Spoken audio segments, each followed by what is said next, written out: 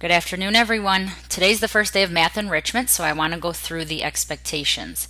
First of all, just like in class, you are expected to take notes on the video, and I expect you to write down the examples with me. So make sure you have out something to write with and a piece of paper. So first of all, title your notes Fractions and Decimals. If you need more time to write, raise your hand. Your teacher will pause the video just like in class, okay? So here we go. Let's go to the first example. Here we are changing a fraction to a decimal. Make sure you write the sentence in your notes. It says you can write a fraction as a decimal by dividing the numerator by the denominator. Remember, the numerator is the number on top and the denominator is the number on the bottom of the fraction. Okay, so if our fraction was 5/8, the way that we would change that to a decimal is we would take the numerator 5 divided by the denominator 8, type it in your calculator, and you would get 0.625. That's the decimal. Now that's not the correct way to read it. We'll get to that later in the video, but just for your information, you should say 0 and 625 thousandths. We'll get to that later though. Just connecting this to class so that nobody has to ask us how to calculate your grade anymore. We can take this a step further and change it to a percentage. We're not doing that today, but just so you can make the connection. Let's say that we took a quiz and there were 8 questions on the quiz. You got 5 correct. So at the top of your quiz, I wrote 5 out of 8. So you would want to change that to a decimal first. So you would take 5 divided by 8, you would get 0.625. Then, to change it to a percentage, you would multiply that number by 100, and you would get 62.5%. which would be a D. So you definitely want to retake that quiz. We're not changing it to a percentage today, so don't worry about this last step, but I wanted you to see that it's the same thing that we do when we tell you to figure out your grade. Okay, so let's try an example here. Let's say we had 2/3, and I want you to change this fraction to a decimal. So just like before, you want to divide the numerator by the denominator, which would be 2 divided by 3. Type that in your calculator, and you would get 0.6 repeating on forever. So the way that we would write that, indicating that the 6 never ends, is by putting a bar above the 6. That means that the 6 repeats forever. All right, next example. Change 11/8 to a decimal.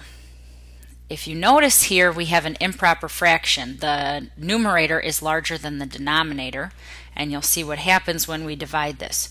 You don't have to change it to a mixed number. That's not what they're asking. They're just saying to change it to a decimal. So you would take 11 and divide it by 8. And what happens now is because the numerator was larger, you actually have a number larger than 1, 1.375. And again, the way you would read that is 1 and 375 thousandths. Okay, so let's talk about how to read these. This is something you should be familiar with from grade school. These are the places in front of the decimal. So in front of the decimal, you have the ones place, then you have the tens, the hundreds. I'm sure you could go a lot further, but just so you understood what we were doing here, I put these 3. So now after the decimal place, you have tenths, then hundredths, then thousandths. So if you were reading a decimal, the way that you would do it is you would just read the number that's in front of the decimal, whatever that number was. When you get to the decimal place then, you say the word and. Then you would read the number after the decimal and finish it by, let's say that the number ended in the thousandths place, you would finish it by saying thousandths. So let me show you what I mean with an example here. Okay, our first decimal is 0.43. Well, the way you would say that is first just read the number in front of the decimal, 0. When you get to the decimal, you say the word and. So 0 and then you read the number after the decimal, 43. Since the 3 ends, that number ends in the hundredths place, I finish it by saying hundredths. Now notice here we just have 43 hundredths. That would be correct as well. You don't have to say 0 and. Either way is correct. Now that we know how to say the decimal, we can easily change it to a fraction. because 43 hundredths just means that you have 43 out of 100. So your fraction would be 43 over 100. Okay, the next decimal at the bottom, 1.3. So read the number in front of the decimal, 1. The decimal is and, read the number after the decimal, which is 3, and since it ends in the tenths place, you finish by saying tenths. So 1 and 3 tenths. So if we were writing that as a fraction, 1 is the whole number. My fraction is whatever's after that decimal point. So 3 tenths would be 3 over 10. All right, let's do a couple more of these. Let's say that our decimal was 2.25. Okay, the way that you would read that is 2 and 25 hundredths. So that means that we have 2 as our whole number and then 25 over 100. In order to simplify it, like we already did in class, you need to find a common factor. If you want to do it all in one step, then figure out what the greatest common factor is. If you want to do it in multiple steps, then just find any factor and divide and divide and divide until you get down to the simplest form. So let me start by saying that 2, we're not simplifying the 2. The 2 is the whole number that stays the same. All we're simplifying is this fraction here. So the greatest common factor of 25 and 100 would be 25. So I'm going to divide by 25. But remember, whatever I do in the numerator, I have to do in the denominator as well.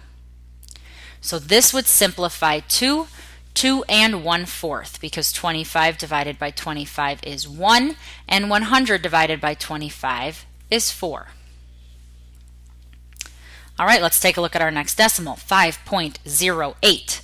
So we have 5, then we have and, don't read it 08, you just say 8, then you say hundredths because the 8 ends in the hundredths place.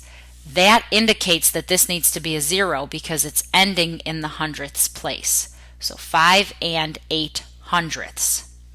So we would write that as 5 and 8 over 100. So now to simplify, find a common factor. So you could just divide by 2. The 5 is going to stay the same. I'm not changing that. But then 8 divided by 2 would be 4. 100 divided by 2 would be 50. I can see that these still have a common factor, so I need to simplify again. Both of these are divisible by 2. So 4 divided by 2 would be 2, and 50 divided by 2 would be 25. I cannot simplify this anymore because the greatest common factor between 2 and 25 is 1, so this is as simple as it's going to get. So 5 and 2/25 would be our fraction. All right, the last example here, 3.4. Read it correctly, would be 3 and 4 tenths. So that means this would be 3 and 4 over 10. 4 and 10 are both divisible by 2. Same thing in the numerator and the denominator. So when I divide that, it would be 3 and 2/5.